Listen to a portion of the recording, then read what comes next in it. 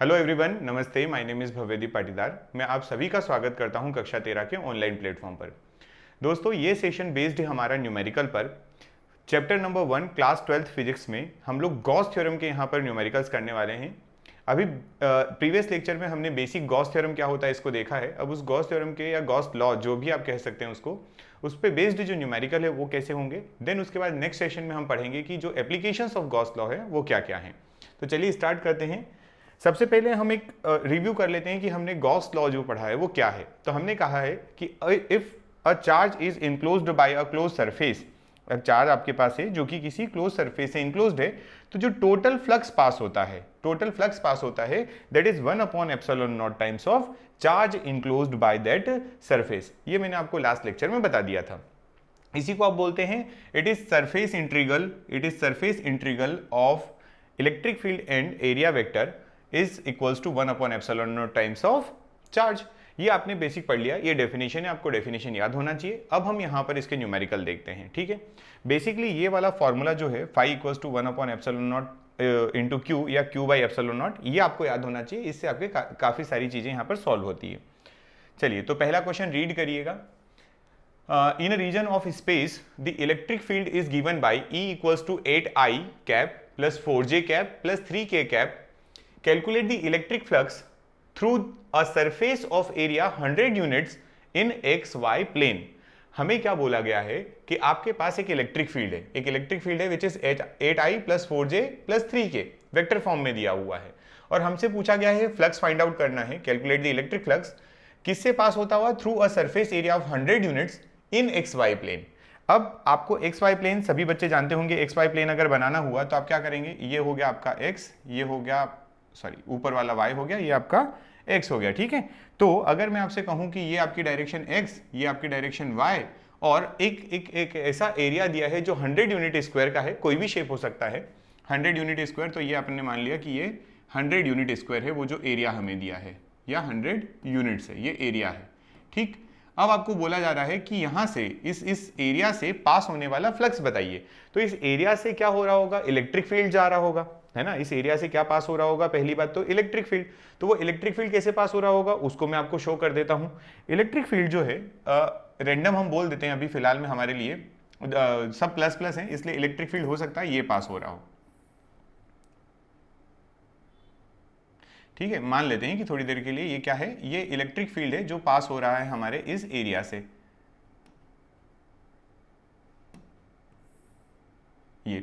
और इस electric field की वैल्यू कितनी दी हुई है? तो इलेक्ट्रिक फील्ड जो है वो वेक्टर फॉर्म में हमें 8I plus 4J plus 3K दिया हुआ है। अब कैसे निकालोगे? हमने ये क्या बताया? हमने बताया कि हमारा ये जो एरिया था, जो 100 यूनिट्स दिया हुआ है, XY प्लेन में रखा है, उससे इलेक्ट्रिक फील्ड पास हो रहा है। अब भाई साहब, आपको यहाँ पे ध्यान क्या देना है कि आप जब भी कभी फ्लक्स निकालने का फॉर्मूला यूज करते हैं, आप जो बोलते हैं कि फ्लक्स कितना होगा, तो आपको फ्लक्स के लिए एक फॉर्मूला यूज करना पड़ता है। और वो जो फ्लक्स वाला फॉर्मूला होता है वो क्या होता है? फ्लक्स का फॉर्मूला होता है phi equals to E dot A, और vector form E dot A vector form, या फिर आप इसको ऐसे लिखें कि आपका EA cos थीटा, दोनों आप कुछ भी लिख सकते हैं, ठीक है। अब मुझे एक बात बताइए, इलेक्ट्रिक फील्ड तो मुझे वेक्टर फॉर्म में दिया है, मुझे एरिया भी किस में चाहिए? वेक्टर फॉर्म में चाहिए। एरिया तो मेरे लिए कैसी स्केलर क्वांटिटी होती है, आप हमेशा समझते हैं। लेकिन आप याद करिए, क्या लास्ट लेक्चर में मैंने आपको एरिया वेक्टर फाइंड आउट करना भी बताया था? क्या आपको यह बोला था कि area vector is always a perpendicular vector to the area. अगर आपका ये एरिया है, अगर ये आपका प्लेन है, ये अगर आपका सरफेस है, तो इससे हमेशा आउटवर्ड डायरेक्शन में जाता हुआ परपेंडिकुलर वेक्टर जो होगा, that is your area vector. तो अब जो आपका ये XY प्लेन रखा है, XY प्लेन में रखा है, किस में रखा है? XY प्लेन में। तो मान लेते हैं XY प्लेन ये हो गया, है ना। फ्रंट पे अगर आप देखें तो ये आपका X हो गया और ये आपका Y हो गया, और एरिया वेक्टर कहां होगा? तो एरिया वेक्टर इसके परपेंडिकुलर होगा, सिंपल। तो एरिया वेक्टर इसके परपेंडिकुलर होगा, तो क्या X और Y के परपेंडिकुलर Z होता है? आप कहेंगे यस, X और Y के परपेंडिकुलर Z होता है। तो क्या मैं यहां से बोल सकता हूं कि द एरिया वेक्टर, यहां से डायरेक्ट लिख देता हूं, the area vector is in Z direction. क्यों Z डायरेक्शन? क्योंकि एरिया वेक्टर जो होता है वो प्लेन के परपेंडिकुलर होता है, जो तल दिया होता है, समतल दिया होता है उसके परपेंडिकुलर। तल हमें XY में दिया, तो इसका एरिया वेक्टर Z में चले जाएगा। यहां से इस फॉर्मूले को यूज करने की जरूरत नहीं, हम डायरेक्टली इसी फॉर्मूले से लिख देते हैं। फाई इक्वल्स टू, ध्यान दीजिएगा, और अच्छा यहाँ पर एरिया वेक्टर आपसे पूछे तो आप बोल सकते हैं कि एरिया वेक्टर आपको 100K दिया हुआ है। ठीक है, आप ये समझते होंगे 100K क्यों लिखा है मैंने यहाँ पर, क्योंकि हमारा जो वेक्टर फॉर्म है, वेक्टर फॉर्म में IJK आते हैं और IJK में आपको यहाँ पे ध्यान रखना है कि अगर Z डायरेक्शन है तो वो Z में चली जाएगी, Z डायरेक्शन है तो उसके साथ में K आ जाता है। लिखेंगे आप E into A, E dot A, E की वैल्यू कितनी है, आपको E की वैल्यू दी हुई है 8I cap plus 4J cap plus 3K cap, और एरिया वेक्टर अगर आपसे बोला जाए डॉट प्रोडक्ट के साथ में एरिया वेक्टर कितना है तो आप कहेंगे इट इज 100K कैप। तो अब यहां पर क्या होगा, I में I का मल्टीप्लाई, J में J का और K में K का, क्योंकि यहां डॉट प्रोडक्ट आ रहा है।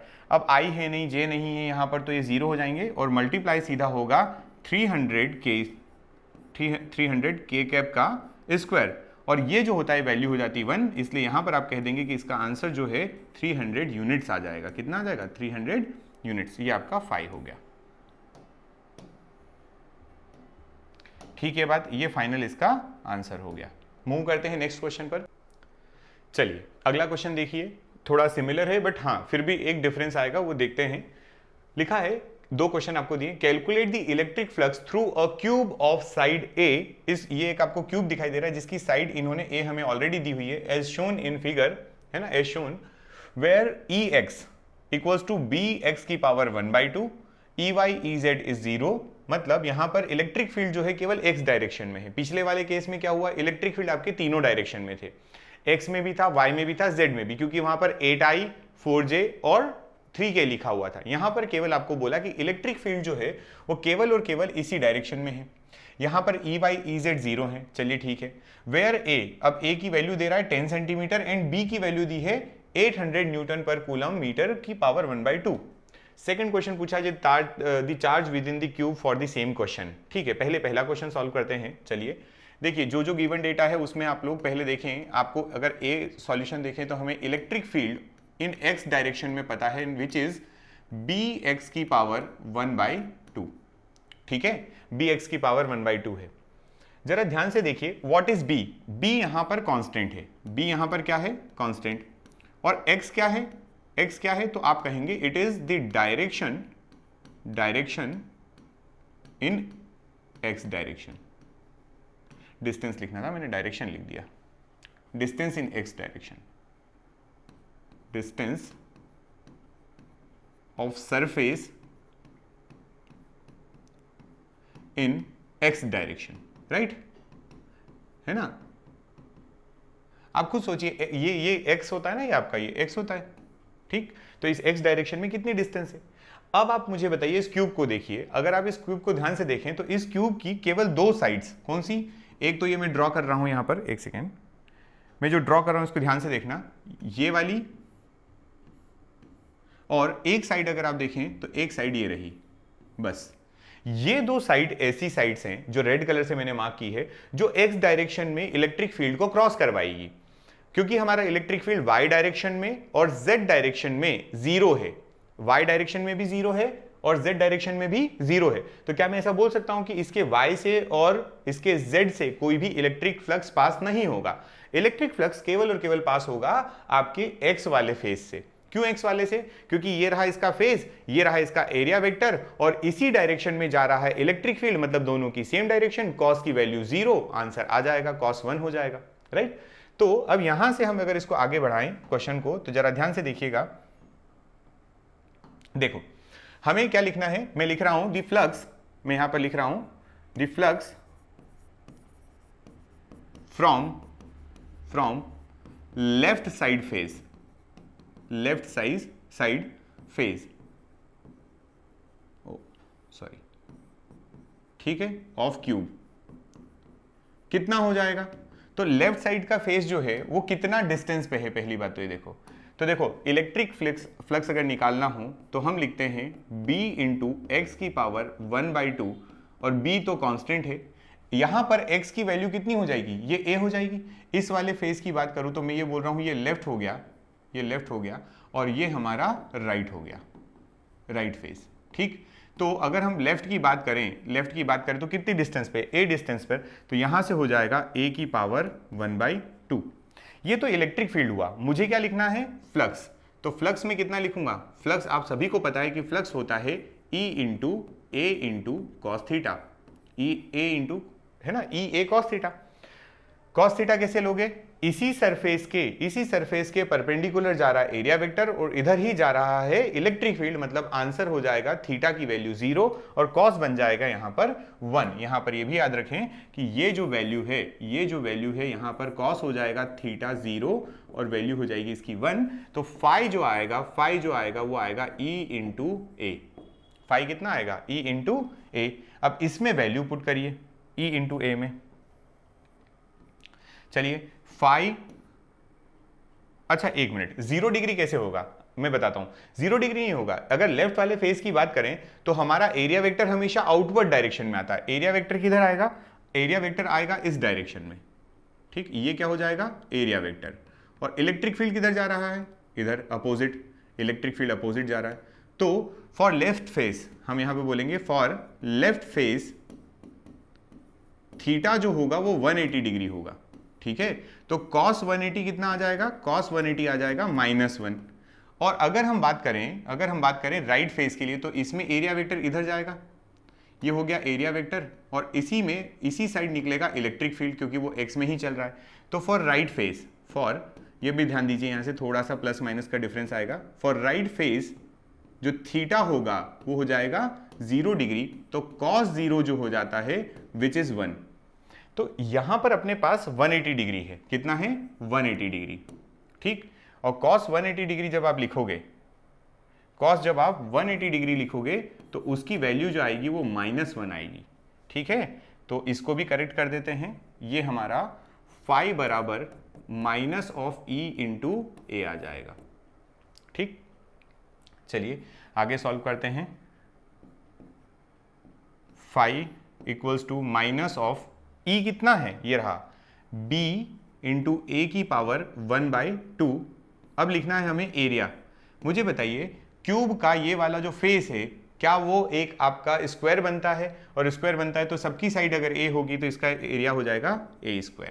तो a² प्लस 1/2 मतलब 2.5, मतलब ये 5/2 हो जाएगा। तो फाई जो लेफ्ट साइड का आने वाला है, किसका आने वाला है, लेफ्ट साइड का, वो हो जाएगा माइनस ऑफ b इंटू ए की पावर 5/2। इसको इक्वेशन नंबर 1 डाल के छोड़ दीजिए और PTO चलते हैं पीछे, है ना, मतलब आप स्लाइड शिफ्ट करेंगे आपको इसका आंसर और मिलेगा।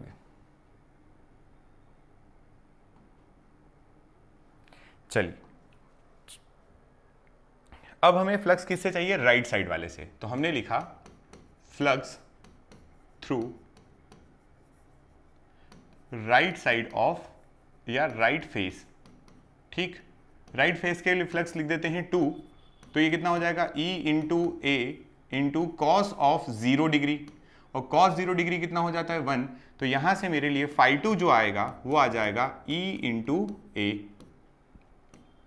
अब अगर इलेक्ट्रिक फील्ड लिखना हो तो वो है B इंटू एक्स की पावर 1/2। एरिया वेक्टर क्या, फिर से a² आ जाएगा एरिया, क्योंकि आपका ये क्या है, क्यूब है, क्यूब के सभी एरिया क्या होते हैं, a होते हैं। अब ये x जो है जरा ध्यान से देखें, अगर ये राइट फेस की बात करो यहाँ की, इसकी, तो इसकी डिस्टेंस कितनी हो जाएगी, a प्लस ए मतलब 2a हो जाएगी, a प्लस ए मतलब 2a हो जाएगी।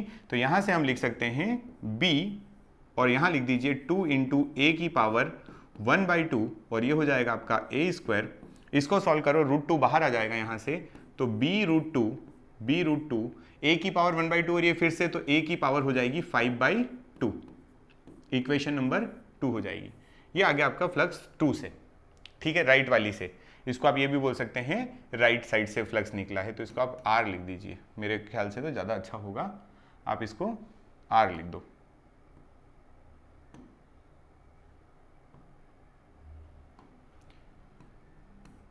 ये आपका राइट साइड से जो फ्लक्स गया है उसकी बात चल रही है, ठीक है। अब नेट फ्लक्स कितना हो जाएगा वो भी लिख लो। The net flux passing is कितना, तो फाई जो होगा, फाई टोटल या नेट जो होता है उसको आप बोल देंगे φ1 प्लस φ2, φ1 प्लस φ2। वैल्यू लिख दीजिए, वैल्यू आप दोनों फाइंड आउट कर चुके हैं, कितनी है, फाई टोटल बराबर पीछे आया था माइनस ऑफ बी इंटू ए की पावर 5/2 और यहाँ आया है प्लस b√2 इंटू ए की पावर 5/2। कुछ चीज़ें यहाँ से कॉमन आ रही है, जैसे माइनस नहीं प्लस कॉमन ले लेते हैं, प्लस ले लेते हैं। मैं यहाँ से b a की पावर 5/2 कॉमन लेता हूँ, तो यहाँ से बचेगा √2 और ये बचेगा 1, है ना, आगे पीछे कर दिया बस। b की वैल्यू कितनी दी हुई थी, b की वैल्यू हमें दी हुई थी 800, a की वैल्यू 10 सेंटीमीटर। चलिए पुट करते हैं आंसर, तो ये हो जाएगा 800 इंटू 10 सेंटीमीटर, 10 इंटू 10⁻⁻² की पावर 5/2, वैल्यू है 1.732 रूट की -1। इस सब को सॉल्व करोगे तो आपको फाई टोटल जो पास हो रहा है वो मिल जाएगा। ठीक है, इसको पूरे को सॉल्व करके मैं बता देता हूं आप लोगों को डायरेक्टली इसका कि कितना आंसर आ रहा है। कैलकुलेटर ना, देखिए 800 इंटू 0.732 इंटू ये हो जाएगा 10⁻⁻, अच्छा इसको -5√2 करना पड़ेगा। ठीक, तो ये बन जाएगा आपका 585 और 0.1 की पावर 5, तो 0.1 की पावर 0.5 हो जाएगा, ऐसा हो जाएगा, और इसका आ जाएगा 2। ठीक है, 1/2 इसका जो फाइनल आंसर आ रहा है। ठीक है, इसका फाइनल आंसर जो आ रहा है वो आ रहा है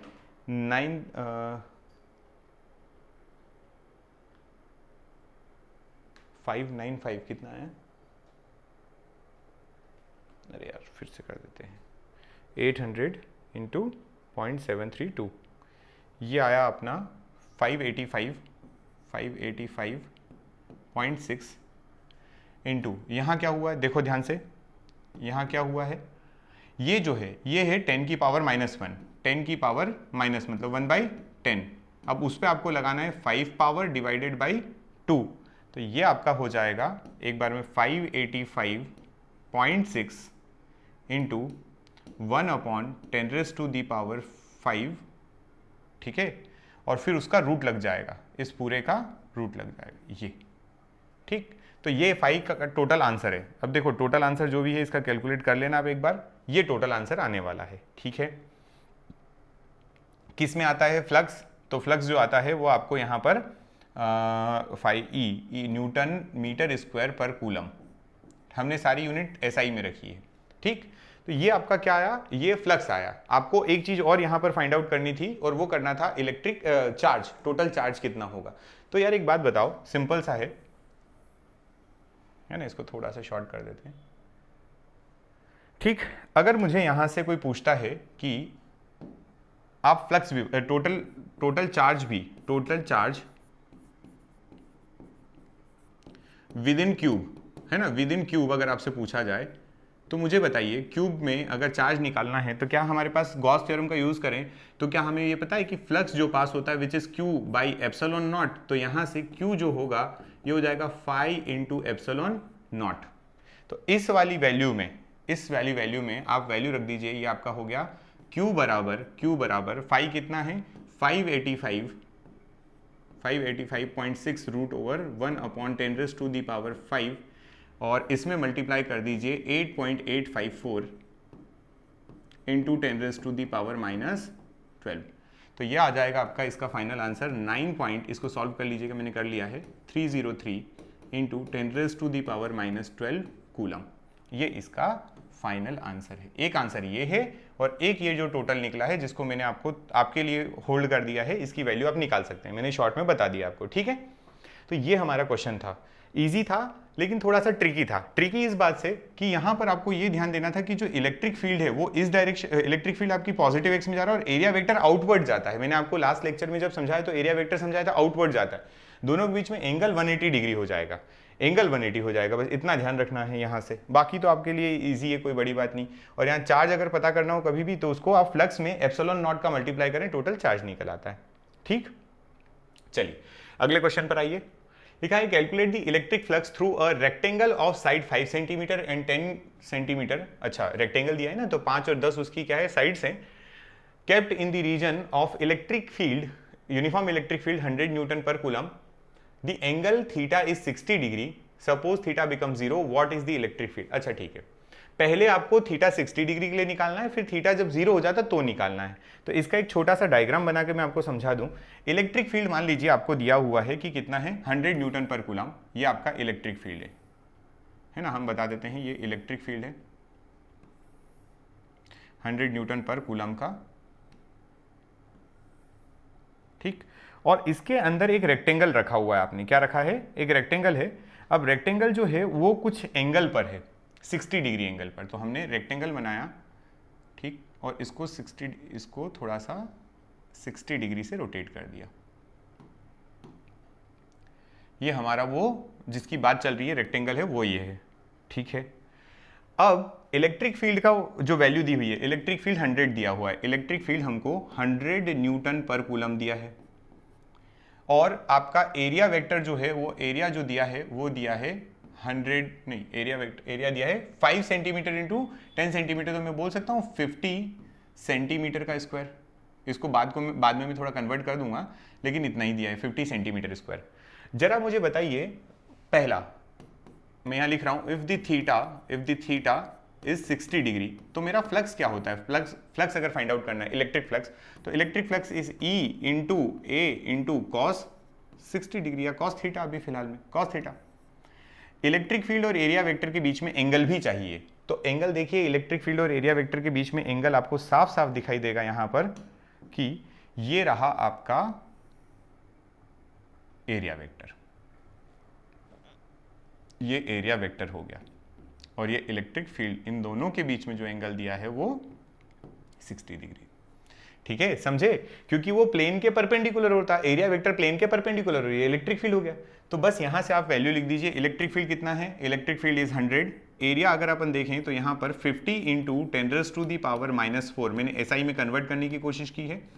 देन यहां पर cos 60, what is cos 60, cos 60 is आपका 1/2, 1/2 से जब आप इसको कैंसिल आउट करेंगे, चलो एक नेक्स्ट स्टेप और लिख देते हैं, तो ये हो जाएगा 100 इंटू 50 इंटू 10⁻⁴ इंटू 1/2, इसको जब आप कैंसिल आउट करोगे तो ये बचेगा 50 2500 2500 इंटू 10⁻⁴, और अगर -4 को हटाएं तो चारों जीरो इधर आ जाएंगे, तो 0.25 न्यूटन मीटर स्क्वायर पर कूलम, ये आपका आया फ्लक्स। थीटा जब कितना था, 0 डिग्री, ये केस कब निकाला हमने, थीटा जब हमें 0 डिग्री दिया था।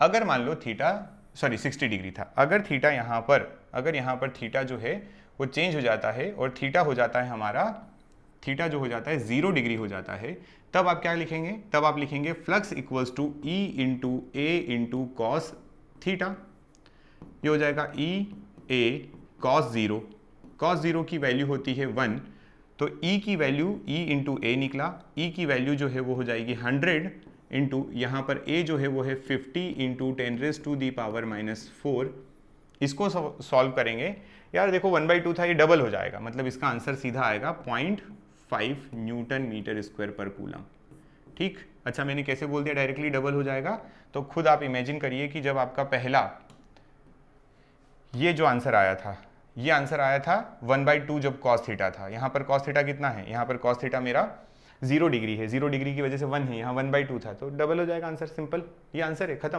क्वेश्चन खत्म हो गया। बस आपको ये एंगल का ध्यान रखना था यहाँ पर, राइट। चलिए नेक्स्ट क्वेश्चन पर आइए, अगला देखो, find the next net flux passing through the entire cube. यहाँ पर आपको टोटल चार्ज कितने दिखाई दे रहे हैं, टोटल चार्ज आपको 3 दिखाई दे रहे हैं। यहाँ पर ये लिखा हुआ है +5Q, यहाँ लिखा है -2Q, और बाहर लिखा हुआ है -10Q।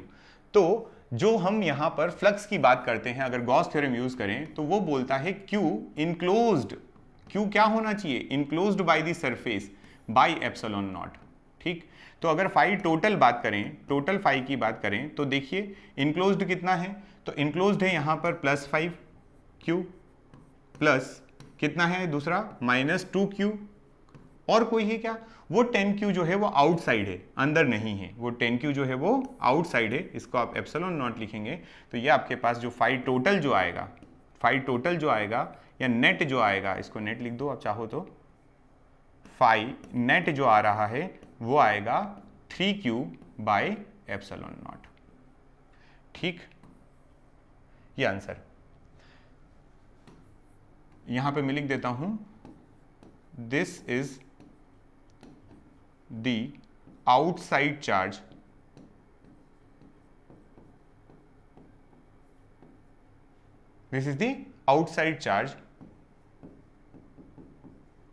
which do not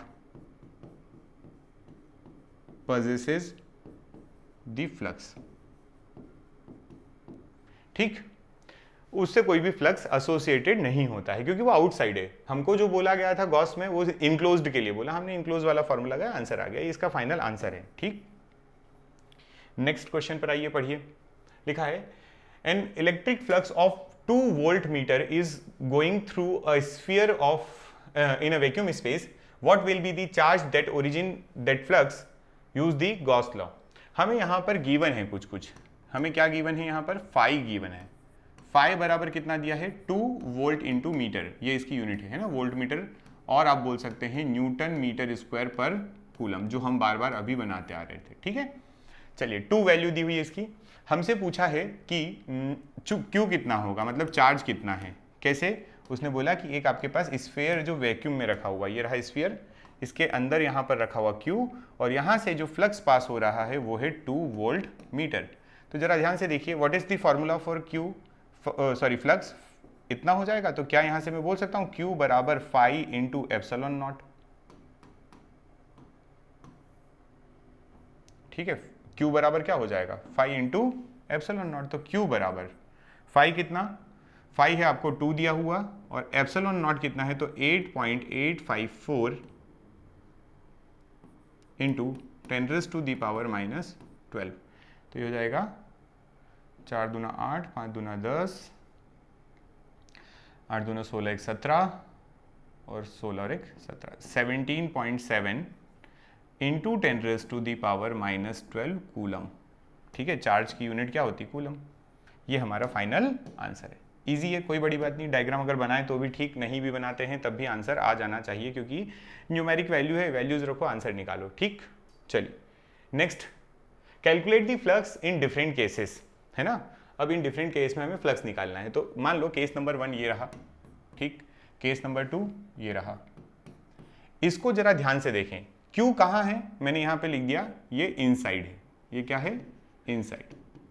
अच्छा, जब इनसाइड होता है तो फ्लक्स जो पास होता है वो होता है Q बाई एप्सिलॉन नॉट। हाँ या ना, ये तो बड़ा आसान था क्योंकि Q कहाँ रखा है, इनसाइड रखा है। तो इस क्यूब से टोटल फ्लक्स है ना, ये क्या है, तो ये है टोटल फ्लक्स है, टोटल फ्लक्स पासिंग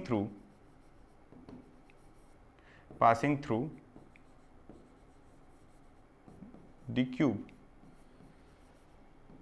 ठीक, चलिए इस केस में क्या है, यहां पर क्या दिया हुआ है कि आपको एक क्यूब दिया है जिसके कॉर्नर पर क्यू रखा है, जिसके एक कॉर्नर पर क्यू रखा है। अब कॉर्नर पर क्यू रखा होगा तो कैसे आंसर निकालोगे। तो इन सब केसेस को पढ़ने के पहले मैं आपको कुछ और केस बता देता हूं, पहले इससे एसोसिएटेड। जैसे मान लो कि अगले केस में यहां पर भी आपको क्यू जो है वो कहां रख के दे दिया है, इनसाइड रख के दिया है, इनसाइड दी क्यूब। याद रखें, जो चार्ज है वो कहां है, इनसाइड दी क्यूब है। यहां पर भी हम समझते हैं कि इनसाइड दी क्यूब है। अब यहां पर आपको अगले केस में, केस ये है यहां पर, केस द फ्लक्स, हमें क्या निकालना है, the flux passing through one of the side और फेस ऑफ क्यूब, है ना।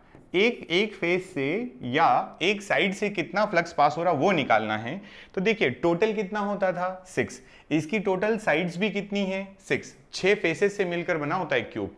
तो मुझे बताओ टोटल फ्लक्स अगर Q बाई एप्सिलॉन नॉट है, टोटल फ्लक्स अगर Q बाई एप्सिलॉन नॉट है, ये इतना है, तो ये 6 फेसेस से मिलकर बना होगा ना। ये कैसे बना होगा जरा ध्यान से देखना, ये यहां से भी जा रहा होगा, ये यहां से भी जा रहा होगा, यहां से भी जा रहा होगा, ये यहां से भी जा रहा होगा, यहां से भी, यहां से भी, यहां से भी, आगे पीछे सभी जगह, राइट। तो इतने सारे फेसेस से मिलकर हमारा क्या बना है, हमारा क्या है, Q बाई एप्सिलॉन नॉट बना। मैं आपसे पूछता हूं एक फेस से बताओ, तो आप एक फेस से कितना बताएंगे, एक फेस से आप बताएंगे कि हमारा अगर टोटल जो है उसका कितना हो जाएगा, टोटल का बाय 6 हो जाएगा, और वो कहलाएगा flux from one side.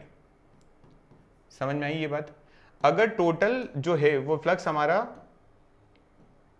Q by epsilon not है, तो सिंगल फेस से पास होने के लिए जो आंसर आएगा, वन साइड वाला जो आंसर आएगा वो हो जाएगा Q अपॉन 6 एप्सिलॉन नॉट। ठीक है, Q बाई 6 एप्सिलॉन नॉट। ऐसा इसलिए हुआ कि टोटल 6 फेसेस से पास होता तो हम टोटल बोलते, अब हमें सिंगल साइड या सिंगल फेस से चाहिए, तो उसमें से उसका 1/6 ही हिस्सा तो निकलेगा। ठीक है, तो ये एक केस हुआ। केस एक अलग केस ले लेते हैं हम लोग। यहां पर हमने यहां कहा case flux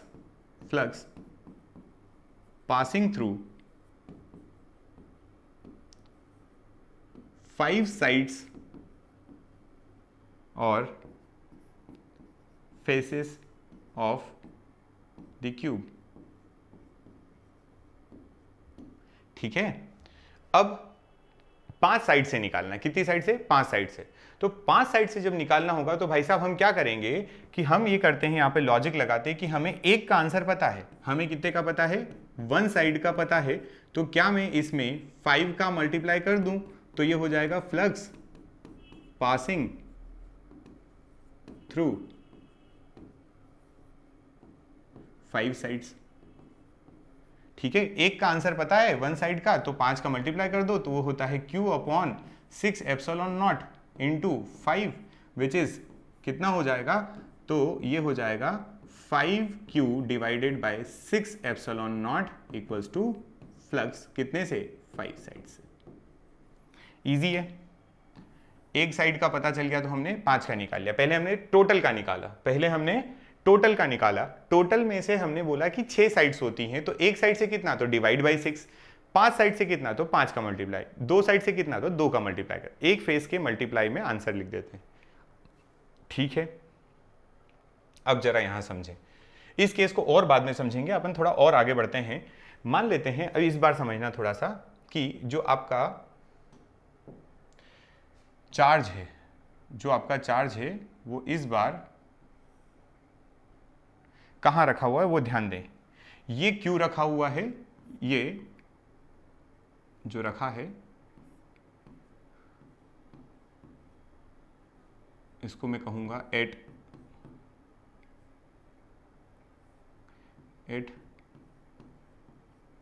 one of the side और face of the cube.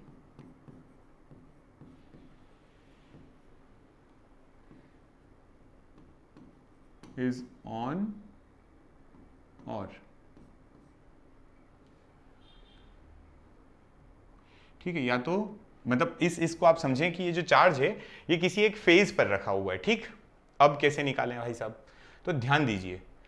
Gauss theorem क्या कहती है, गॉस थ्योरम कहती है कि चार्ज जो है वो इनक्लोज्ड होना चाहिए। चार्ज कैसा होना चाहिए, इनक्लोज्ड। अब अगर मुझे इस चार्ज को देखा जाए तो ये चार्ज ना क्यूब के एक साइड पर यहां रखा है, जिसकी वजह से इस साइड वाला, ये तो क्यूब हो गया, ये क्यूब हो गया, इस साइड वाला पोर्शन ओपन हो जाएगा। ओपन हो जाएगा मतलब चार्ज आपका इनक्लोज्ड नहीं है, चार्ज को आपको क्लोज करना है। तो मुझे बताइए चार्ज को आप कैसे क्लोज करोगे। एक क्यूब है जिसकी एक सरफेस पे कोई आपका एक चार्ज रखा है, एक काम करो सेम टू सेम एक क्यूब और लाओ और वो यहां रख दो। मतलब एक क्यूब ये था ऑलरेडी, इसके पास में एक क्यूब और रख दो जिसकी वजह से वो इनक्लोज्ड हो जाए। चलिए मैं ट्राई करता हूं, मैं आपको डायग्राम बनाकर बताने का। रुकना, ठीक है। Tools, maths, subject discipline, maths, ruler,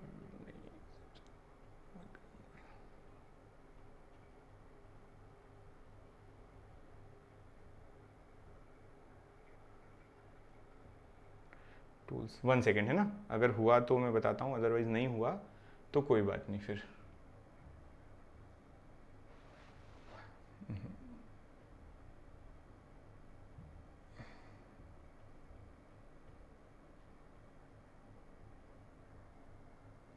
calculator तो है इधर डिसिप्लिन में, चलो बनाना पड़ेगा आई थिंक, है ना। चलो बना देता हूँ फटाफट, क्या फ़र्क पड़ता है, देखना ध्यान से।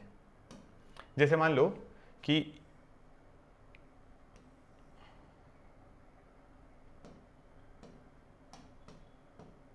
ये आपका एक क्यूब दिया है, ठीक है, ये क्यूब हो गया मान लो, है ना। और इसके किसी एक साइड पर आपने क्या रखा है, यहाँ पर चार्ज रखा हुआ है, यहाँ पर जो है वो चार्ज है क्यू। अब मुझे इस क्यू के थ्रू इस क्यूब के अंदर से, इस चार्ज के थ्रू इस क्यूब के अंदर से कितना फ्लक्स पास हो रहा है ये बताना है। ये क्यू तो ओपन हो गया, तो एक काम करो, सेम टू सेम एक और आप क्या करिए, यहां पर आप एक और क्या बना दीजिए, क्यूब बना दीजिए, समझ गए। सेम क्यूब बना दीजिए यहां पर इसके पास में। अब जरा नोटिस करिए, क्या ये दोनों जो हैं, अब ये दोनों मिलकर इस क्यू को क्लोज कर रहे हैं। आप बोलेंगे यस, दोनों मिलने के बाद जब दोनों मिल जाएंगे तो उस क्यू को क्लोज कर देंगे, और जब वो क्यू क्लोज हो जाएगा तब आप आंसर कितना लिखते, अगर ये क्यू क्लोज हो जाता तो आप आंसर लिखते Q upon epsilon not flux का मान। लेकिन अभी क्या है, दो क्यूब सिमिलर रखोगे तो इतना, पर मुझे केवल एक क्यूब से चाहिए, तो इसका आधा करना पड़ेगा, या इसको ऐसे समझे कि इसका आधा फ्लक्स करना पड़ेगा, तो आंसर भी इसका आधा हो जाएगा। मतलब जब कभी ये क्वेश्चन आएगा तो जो इसका आंसर होगा, flux from one cube is equals to कितना हो जाएगा, तो क्यू अपॉन 2 एप्सिलॉन नॉट। समझ में आई ये बात, है ना। कैसे निकाला हमने कि अगर मेरा क्यूब एक सिंगल क्यूब होता, उसके अंदर रखा होता, तो आंसर कितना होता, क्यू बाई एप्सिलॉन नॉट। ये क्यूब जरूर है, उसकी एक साइड फेस पर अगर रख दिया तो ये क्यू तो ओपन हो गया एटमॉस्फेयर में, फिर हमने क्या किया, एक और सिमिलर क्यूब लाकर उसके पास में रख दिया, जिससे वो क्यूब पैक हो गया। अब टोटल अगर निकालें आंसर तो क्यू बाई एप्सिलॉन नॉट आता, टोटल अगर आंसर हम निकालते तो क्यू बाई एप्सिलॉन नॉट आता, लेकिन यहाँ पे दो क्यूब हैं तब क्यू बाई एप्सिलॉन नॉट आ रहा है। सिंगल क्यूब होता अगर ऐसा तो उसका आधा आंसर आता, ये मैं बताना चाह रहा था। ठीक है, ये बात है ना, समझ गए, ठीक। चलिए, अब इस डायग्राम का यहां पर कोई तुक नहीं है, तो मैं इसको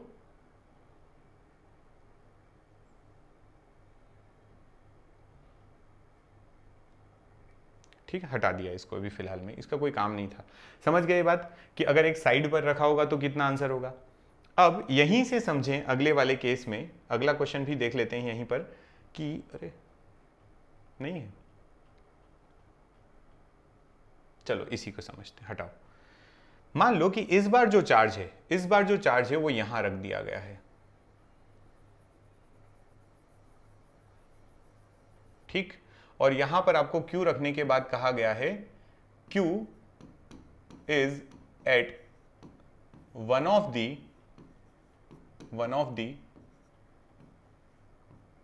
एज ऑफ क्यूब, ठीक है। जो Q रखा है उसको आपने किसी एक एज पर रख दिया। अब आपको क्या करना पड़ेगा, इस Q को आपको क्लोज करना पड़ेगा। क्लोज करने का मतलब भी समझाता हूं और आपको वो भी बताते हैं। देखो, क्लोज करना मतलब इस क्यू को ढक दो आप। तो जरा मुझे इमेजिन करके बताओ, इमेजिन करो यहां पर कि जब आप इसको क्यू को कवर अप करोगे तो एक क्यूब यहां है, इसकी मान लीजिए इस पे यहां पर चार्ज बना हुआ है, ठीक। चलो मैं ड्रॉ करके बता देता हूं। एक क्यूब है जिसके यहां पर जो है वो चार्ज है, ठीक है, ये आपको दिखाई देगा, ये चार्ज है। इस क्यूब के साइड में अगर आप ऐसे क्यूब लाओगे तो ये तो फिर भी चार्ज आपको दिखाई दे रहा है। फिर आपको क्या करना पड़ेगा, एक क्यूब और लाना पड़ेगा यहां पर, लेकिन फिर भी ये वाला ओपन होगा। इसके जस्ट सामने यहां एक क्यूब आएगा तो भी ओपन होगा। लेकिन जब इसके साइड में यहां ले आओगे तो आपको इस साइड से पूरा पैक दिखाई देगा। कितना पैक, मतलब अगर आप यहां चाहें तो क्या कर सकते हैं, एक क्यूब यहां रख सकते हैं इसके पास में, और सिमिलरली दो उनके पीछे रख दो, ठीक है। एक तो यहां साइड में रखो जैसा यहां बनाया था, लेकिन ये क्या था, यहां बीच में था, तो ये क्लोज हो गया था, लेकिन ये पीछे एक आपके एज पर है, तो आपको सिमिलर 2 क्यूब पीछे भी रखना पड़ेंगे। टोटल कितने रखना पड़ेंगे? 4। और जब 4 रखोगे तो आपका टोटल फ्लक्स पास होगा वो कितना होगा? टोटल फ्लक्स पास होगा वो होता है Q बाई एप्सिलॉन नॉट। लेकिन मेरा यहां पर कितने क्यूब रखने पर आंसर आ रहा है? यहां पर मेरा 4 क्यूब टोटल रखने पर आंसर आ रहा है, मतलब इसका आंसर जो होगा वो Q बाई 4 एप्सिलॉन नॉट हो जाएगा। कितना हो जाएगा? Q by 4 epsilon not. क्यों 4 लिखा, समझ में आया? देखो फिर से एक बार इमेजिन करो, क्यूब है, एक इमेजिन करना है ना, आपने रूबिक क्यूब वगैरह देखा, उसके किसी एक साइड पर एक चार्ज रखा है। जब उस रूबिक क्यूब के एक साइड में और आप क्यूब रख दोगे तो पीछे की साइड से तो वो दिखेगा ना चार्ज, ठीक है? तो आपको क्या करना पड़ेगा? सिमिलरली जो 2 क्यूब रखे ऐसा सेम टू सेम आगे और रख दो, जिससे वो जो एक एज पे जो चार्ज रखा है वो आइसोलेट हो जाए, वो अंदर पैक हो जाए। अब अंदर पैक हो गया तो answer Q by epsilon not. और कितने क्यूब की वजह से पैक हुआ? 4 क्यूब की वजह से। मुझे किसके लिए चाहिए? सिंगल के लिए चाहिए, तो सिंगल 4 से डिवाइड कर दिया, आंसर आ गया। ठीक है, हम क्या करते हैं, जितनी सिमिलर क्वांटिटीज लेते हैं उसी से डिवाइड कर देते हैं। ठीक, चलिए आगे बढ़ते हैं। अगर मान लो एक और मैं आपको केस बता देता हूं इसी में, मान लो मेरे पास एक क्यूब और है, ठीक,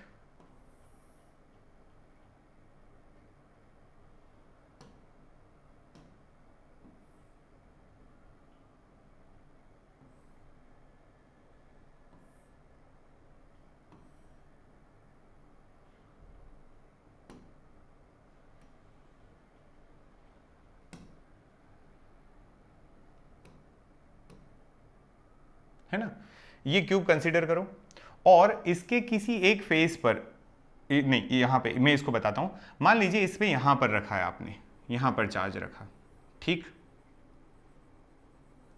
ये है क्यूब। अब इससे आंसर निकालना है आपको कि बताओ कितना फ्लक्स पास होगा, इस क्यूब से कितना फ्लक्स पास होगा। तो क्या करोगे? सेम एक क्यूब यहां रखोगे, जितना ये क्यूब दिखाई दे रहा है सेम टू सेम एक क्यूब और उठाओगे आप। कॉपी होता है ना, कॉपी होता है, जाता कहां है?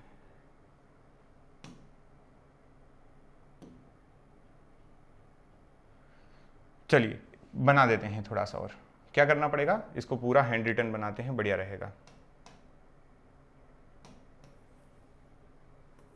ठीक, देखो एक क्यूब रहा ये आपके पास, ठीक है ना, ये रहा आपका एक क्यूब। आपने यहां पर एक चार्ज रख दिया, बोलो हाँ या ना, रख दिया। अब आप चाहते हैं कि ये कवर अप हो जाए, तभी तो हमारा आंसर आएगा, तो आप एक क्यूब और यहां रखेंगे,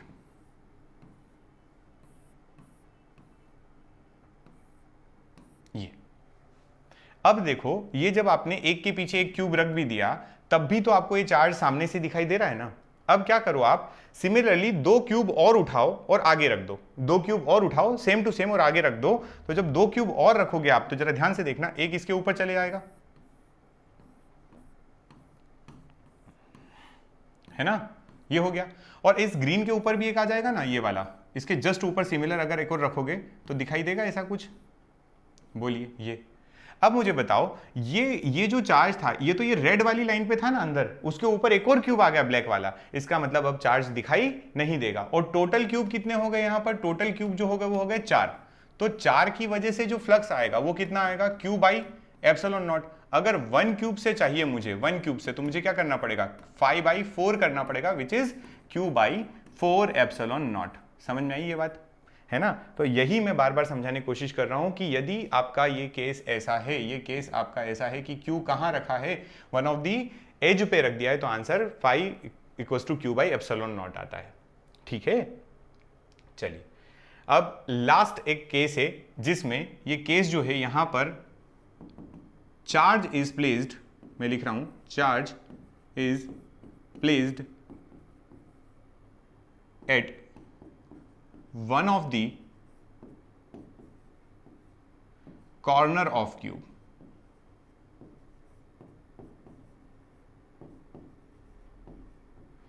इस बार चार्ज कहां रखा है? कॉर्नर पर रख दिया गया है। तब आंसर कैसे निकालेंगे? ठीक है, कॉर्नर पर रखा है तो भाई साहब आप इसमें क्या करिए, चार्ज पे चार्ज, मतलब क्यूब पे क्यूब रखते जाइए। एक क्यूब यहां रखा, एक क्यूब पास में रखेंगे, फिर भी दिखेगा। 2 क्यूब सामने रखेंगे तब भी ये कॉर्नर वाला दिखाई देगा, हाँ या ना? किसी एक क्यूब को इमेजिन करिए, उसके कॉर्नर पर आप एक चार्ज रख दीजिए, उसी क्यूब के सिमिलर एक और क्यूब रखोगे, चार्ज सामने दिखाई दे रहा है, दो क्यूब और आगे रख दोगे जैसे कि अभी प्रीवियस केस में किया, तब भी नीचे से चार्ज दिखाई देगा। तो सिमिलरली 4 क्यूब और आपको नीचे से रखना पड़ेगा। मतलब मैं यहां पर इसको शॉर्ट में आपको लिख कर बता रहा हूं, इसका आंसर जो है कि टू कवर दिस क्यूब ये वाला, वी हैव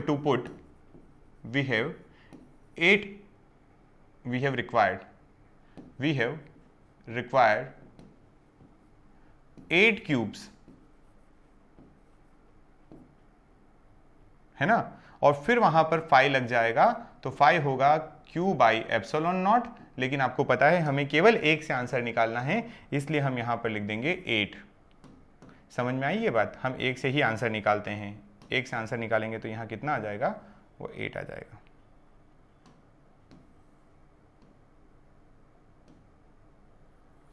तो देखो ये ना ऑब्जेक्टिव में आता है, अब ये बहुत पॉपुलर क्वेश्चन हो गया, लेकिन सीबीएसई किसी नर्सिंग वाले पेपर में या नीट के पेपर में ये ऑब्जेक्टिव में आ सकता है। तो आपके पास केसेस है, अगर सेंटर पर रखा हो आंसर इतना ही होगा, अगर one of the as per रख दिया गया, सॉरी कॉर्नर पर रख दिया गया है, कॉर्नर पर रख देंगे तो आंसर हो जाएगा Q by epsilon 8 epsilon not. अगर मान लीजिए जो इनसाइड है लेकिन अलग अलग फेसेस पर पूछते हैं कि बताइए इस फेस पर से कितना, उस फेस पर से कितना, तब भी आप आंसर अलग अलग करके बता सकते हैं। नेक्स्ट आपको बोल दिया जाए कि वन ऑफ दी साइड पे रख दिया जाए तो साइड से आंसर कितना आएगा, Q बाई 2, और यहाँ पे अगर मान लीजिए किसी एज पर रख दिया जाए तो Q by 4 epsilon not times. इनको सबको याद रखें, राइट। चलिए नेक्स्ट क्वेश्चन पर मूव करते हैं, पढ़िए। Determine the electric flux through each closed surface whose cross section inside the surface is shown इतना इतना इतना। देखो डिफरेंट चार्जेस दिए हैं, डिफरेंट चार्ज दिए हैं, different S1 S2 S3 S4 दिए। अगर मैं आपको यहां पर कुछ बताऊं, जैसे मान लो मैं यहां पर सॉल्व करके आपको कुछ के आंसर बता देता हूं, ऐसे लिखेंगे हम लोग, कैसे, फॉर सरफेस एरिया S1, ठीक है, फ्लक्स लिखना है, फ्लक्स फ्रॉम S1 तो कितना होता है, Q इनक्लोज्ड, है ना, डिवाइडेड बाई एप्सिलॉन नॉट, यही फ्लक्स होता है। इस S1 के अंदर कितने Q हैं, तो जरा ध्यान से देखें कितने Q हैं।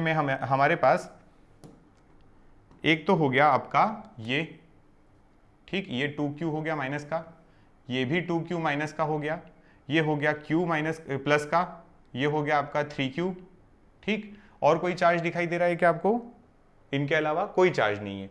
तो -2Q, -2Q, 3Q और Q, अगर मैं यहां से देखूं तो टोटल मेरे लिए S1 से गुजरने वाला -2Q plus -2Q plus 3Q और फिर प्लस Q, है ना। 4 अलग अलग आपको चार्जेस 1 2 3 4 दिखाई दे रहे हैं, और डिवाइडेड बाई एप्सिलॉन नॉट, तो डिवाइडेड बाई एप्सिलॉन नॉट। अब ये 2Q माइनस का और ये प्लस का देखें तो सभी कैंसिल आउट हो रहे हैं। इसका मतलब फ्लक्स थ्रू S1 जो है वो कितना हो रहा है, आंसर 0 आ रहा है। समझ पाए ये बात को? कैसे हमने इसको निकाला कि अगर हमारा एक सरफेस से फ्लक्स कितना पास होता है वो हमने निकाला। अब ये टोटल हमारे पास S1 दिया था और अलग अलग Q अंदर रखे हुए थे, जिससे टोटल देखा तो हमारा आंसर नेट 0 आ गया। चलिए ये ठीक है। अब इसकी एक सेकेंड ना, इसके आगे नेक्स्ट दूसरी कोई सरफेस लीजिए। अब यहां पे हमने कहा फॉर सरफेस एरिया S2 के लिए लीजिए। S2 के लिए लोगे तो कितना आएगा?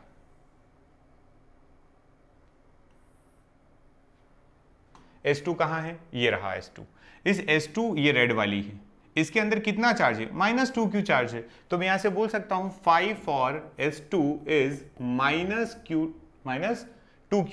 -2Q divided by epsilon not. खत्म। समझे? इतना आसान है ये। जो सरफेस आपको पूछी जाए उस सरफेस के अंदर आप निकाल दीजिए कि कितना आएगा आंसर। अगर आपसे और पूछे, जैसे सरफेस 3 से, है ना, जैसे हमसे पूछा गया, मान लीजिए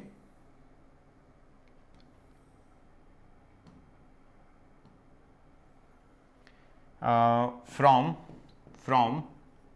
सरफेस S3। S3 से कितना आएगा, S3 कहाँ है, ये रही S3। इस S3 में कितना चार्ज है, Q चार्ज है, तो मैं यहाँ से बोल सकता हूँ फाई S3 से कितना हो जाएगा, तो Q अपॉन एप्सिलॉन नॉट, बस मामला खत्म। फिर हमसे कोई पूछे फ्रॉम S4 से निकालो, फ्रॉम सरफेस S4, S4 कहाँ है, तो फाई S4 जो आएगा वो कितना आएगा, वो भी देखो। S4 कहाँ है, ये रही S4। अब S4 ये येलो या ऑरेंज टाइप का थोड़ा आपको जो दिखाई दे रहा है ऑरेंज वाला, इसके अंदर -2Q ये भी है और -2Q ये भी है, दोनों है।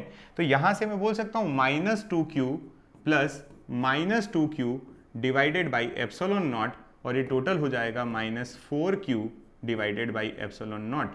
तो ये हमारा आंसर आ जाएगा S4 से निकला हुआ। सिंपल, ऐसे निकाल सकते हैं आप, ठीक है ना, कोई बड़ी बात नहीं है, अलग अलग सरफेस है। अब आप मुझे कमेंट बॉक्स में S6 और S5 का भी आंसर बताएंगे, ठीक है। 1 अपॉन एप्सिलॉन अगर लिखते नहीं आता है आपको मोबाइल में कमेंट बॉक्स में, तो आप एप्सिलॉन लिख सकते हैं, ठीक है। एप्सिलॉन ऐसे करके आप इसको वर्ड्स में लिख दें एप्सिलॉन, बाकी मैं समझ जाऊंगा, ठीक। चलिए नेक्स्ट क्वेश्चन पर आइए। Consider the uniform electric field E vector form में दिया हुआ है। कैसे पता करा वेक्टर फॉर्म में है, क्योंकि आप देखेंगे कि यहाँ पर जो आपका इलेक्ट्रिक फील्ड है वो IJK में है, 4J + 3K × 10⁻³ Newton per coulomb. What is its electric flux through a circular area of radius 2 metre that lies in the XY plane? Oh, again, आपके पास एक सर्कुलर एरिया है जिसकी रेडियस इन्होंने आपको दी हुई है, और वो रेडियस कितनी है, तो वो 2 मीटर है। ये XY प्लेन समझे, ये आपका X, ये Y, और जो रेडियस है वो रेडियस कितनी है, तो 2 मीटर्स है रेडियस, XY प्लेन है। तो इसका the surface area vector of XY plane कितना आएगा, AZ है ना, किस डायरेक्शन में जाएगा, इज इन Z डायरेक्शन। अभी थोड़ी देर पहले एक क्वेश्चन जो हुआ था वो भी ऐसा ही था, जिसमें हमें एरिया वेक्टर निकालना था और वो Z डायरेक्शन में जाता अगर XY प्लेन है तो।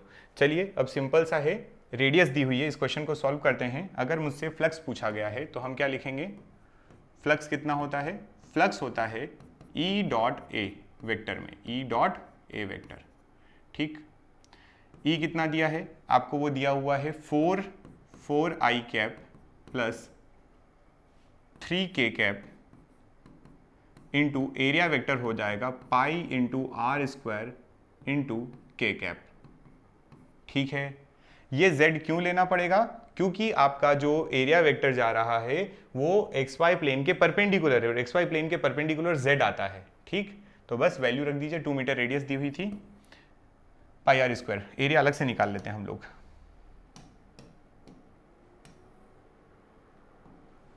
एरिया बराबर area equals to pi R², 3.14 इंटू 4, 14 चौक 56, 3 चौक 12, 12.56 मीटर स्क्वायर, ठीक है।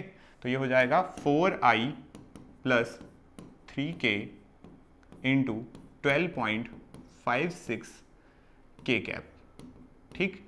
और 12 में 3 का 12 तिया 36, 15 तिया 1.5 है ना, 50 तिया 1.5, 36 और एक 37.5, 37.68, ठीक है।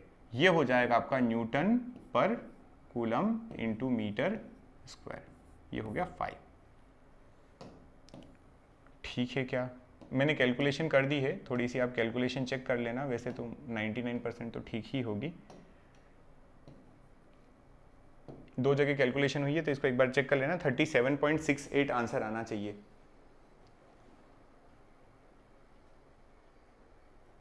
ठीक है।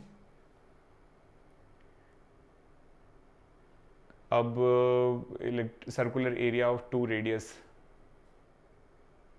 यूनिफॉर्म इलेक्ट्रिक फील्ड इतना दिया था, व्हाट इज इस electric flux through a circular area of 2 that lies in, हाँ ठीक है, वगैरह तो दिया नहीं है चार्ज, तो बस उससे पास हो रहा, आंसर निकाल लिया, इतना आएगा 37.68, ठीक। कोई करेक्शन हो तो देख लेना इसमें कैलकुलेशन में, बाकी फिर हम लोग अगले सेशन में इसके एप्लीकेशन के साथ मिलते हैं, गॉस थ्योरम के applications. Thank you so much.